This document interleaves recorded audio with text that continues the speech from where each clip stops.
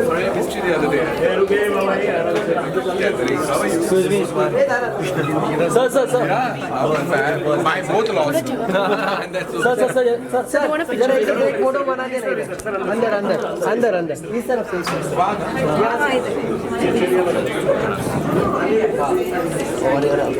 Chair काढा ना जरा सर थोडंसं अंदर आ जाए पूरा बुक मिल जाएगा पूरा बुक मिल जाएगा सर एक बुक लीजिए ना सर. करण सर इस तरफ भी सर इस तरफ भी करण सर सामने करण सर इस तरफ भी करण सर सर एकदम सामने से एक वेट करण सर सामने सर सर यहाँ पे सर करण सर नीचे सर एक लोग और लीजिए चला बैग उठाओ बाहर चलो बैग उठाओ Please give them all my love. Wonderful to see. Maybe okay, johar and black.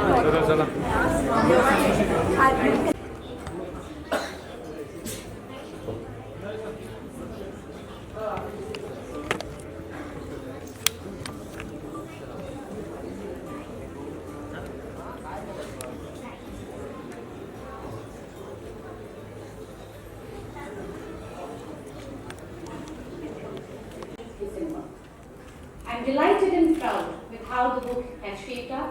We have a gorgeous cover, as you can see. Our author Satyarth Nayak has worked relentlessly for more than a year interviewing multiple people, collecting stories, pictures, and putting the book together. Congratulations, Satyarth. It has been wonderful working with you as publishing the book. I would now like to invite our guest of honor for today, Karan Johar, Anil Dharkar, our author Satyarth, the editor Shantanu, to come up on stage and formally launch the book.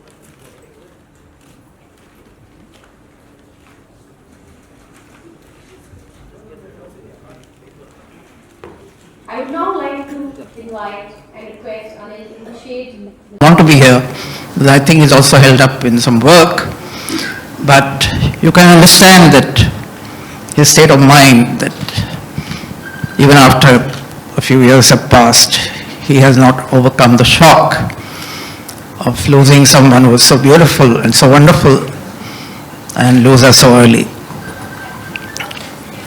So, Satyarth, let me start with you. Did you ever meet Shridevi? Good afternoon, everyone. Thank you for coming. Thank you, Anil sir. Thank you, Karan, for doing this. Extremely grateful. Yes, I did get to meet Shridevi once. I was fortunate. This happened in 2012 when she came to Delhi. I was a Delhiite till 2017. That's when I shifted to Bombay. So 2012 was when she was in Delhi promoting English for English. And I had been a part of the promotions, being a fan and being completely euphoric that she was making a comeback after 15 years. So I was in touch with Gauri and Balki, and I had kind of, as they say, I had latched on to the whole promotional campaign that do this, do that, it is a Shridevi comeback after all. So they were completely friendly with me, so they invited me to meet her when she came to Delhi. That's when I met her, very briefly. Spoke a few words, extremely magical, extremely shy. I still have that photograph, and what makes that even more special is that Gauri Shinde took that picture. So yeah, so that's a memory I'll always cherish. And Karan, from the book, I learned that you're a lifelong fan of Shridevi. You'd be interested to know that when he was a teenager, he started a Chandni fan club.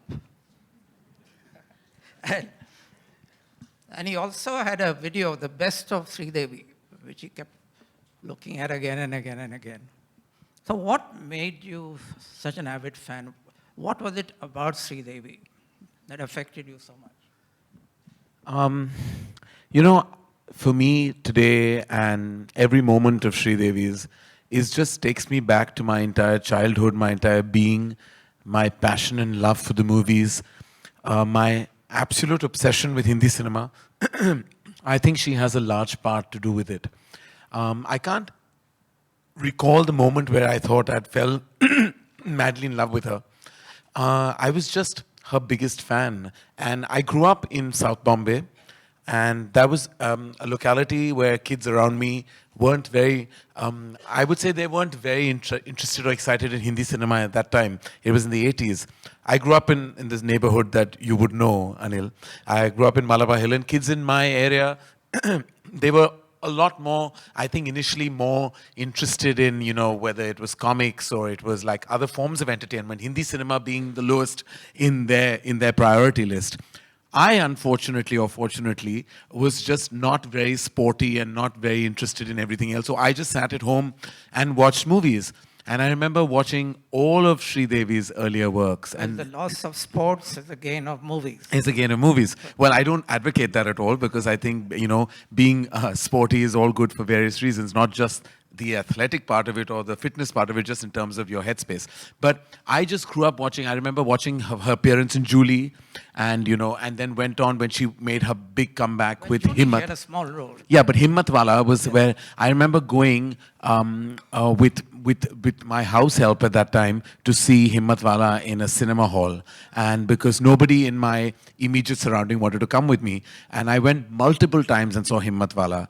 And then every other movie after that. And I remember literally dancing on a pot and a pan like she had. And this just, my love story began with her, and it just never ended. And I remember my father was releasing a film on the same day as Mr. India. He released a film called Muqaddar Ka Faisla, which was directed by a very prolific filmmaker, Prakash Mehra. And my father was very hurt with me because on the opening day, I went running to see Mr. India. I didn't see my father's film. And then Kaate Nahi Katte became my anthem for that whole year. It wasn't a very, I'm sure, a very fun sight to see me dance to Kaate Nahi Katte, and which my father and mother endured right through that year. Can you demonstrate a few steps? No. You know, I would have till I gave this video viral. till I gave birth to my 2 children. I would have done that embarrassing thing right now. But I know eventually they're going to start watching these YouTube videos and just wonder what their dada is up to. But anyway, I just want to say that she just became like my entire being, like everything about her. What was it about her? I think it was just her eyes. It was like she spoke like through her eyes. You know, it was just everything from just her eyes, the way she emoted. She just became like I felt like she was talking to me right through those movies. I felt really, and when Chandni released, like you said, it became my obligation to keep dragging people from college, because I was in my first year junior college at that time at HR, and just wanted them to convert to being a Shridevi fan just the way I was. It just became a personal obsession and a personal mission for me at that point of time. Yes. From what I can see, that she started when she was something like 4 years old. Apparently, there's a reference to it. The book begins with that. Her parents had taken her and 4-year-old Shridevi to see a movie. And during the intermission, this little girl just goes up on the stage and starts dancing by herself. So obviously she was a born performer. And by the time she was 11, I've been reading your book. Yes. Okay. By the time she was 11, she was actually asked by producers in the South to wear a sari and be a heroine, yes. which is incredible. And at 12, she was in a movie where she was the lead. Yes. Now, you know, when I look at the pictures of her as a baby, I don't see anything exceptional in terms of looks as a baby. What was it, I wonder, that made these producers in the South see that potential in her? You have any clue on that? Sure. I spoke to this lady called Saukar Janaki. She's a big veteran actress down south. And she's acted with, in fact, Shridevi's very first film when she was 4 was a Tamil movie called Thunaivan, where she plays a mythological character called Lord Murugan. And Saukar Janaki was a part of that film. And she gave me that first glimpse of her on set, of the 4-year-old Shridevi. And that's the same question I asked her. What was it about her that a 4-year-old kid gets inducted in a film?